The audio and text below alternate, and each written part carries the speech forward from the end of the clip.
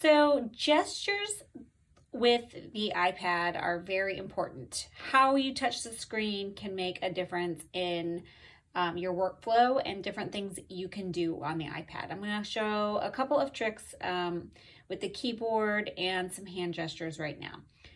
So one thing that's kind of neat is if I were to type, like I'm going to type hello, let's say I didn't want that there. So 3 finger swipes are like undo, redo. Okay, so I'm going to do 3 fingers and I'm just going to swipe left, and that's going to undo my typing, and 3 finger swipe right will redo my typing. So 3 is undo and redo, kind of like Command Z on a Mac. Okay, so that's kind of neat.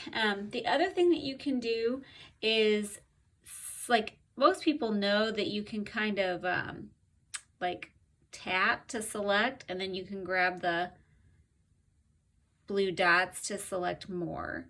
But something else that I didn't know, I just learned this today, you can kind of double tap on the first word, and then if you take 2 fingers and press and hold on your keypad, then your keypad becomes a mouse, and you can basically use your, like the keys disappear. If you notice, my keyboard doesn't have any keys on it anymore, and I have selected, just moving my fingers up and down on that blank keypad to select.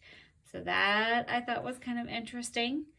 The other thing you can do is if you have 4 fingers on your screen, 4 finger swipe is going to go back and forth between 2 apps. So you can kind of quickly toggle between the 2 things. Your keyboard is a full functioning keyboard across your screen, but you could pinch it, like take your index finger and your thumb and just pinch your keyboard, and you can make it smaller, and you can put this keyboard anywhere you want on the screen. And when it's small, you have the ability to do what's called swipe type. So that means you can type really fast with your thumb just by swiping across the letters that you would want. So let's see, maybe try to type something like happy birthday. Wait, where'd my keypad?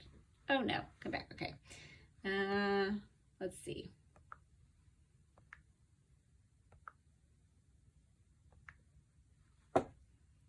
So I don't feel like I did that very carefully, but it typed happy birthday really well. So that's another thing that's kind of nice about your keypad. And then to get it to be large again, you can just take your fingers and pinch out. So I'm going to pinch out, and then I have a large keypad again.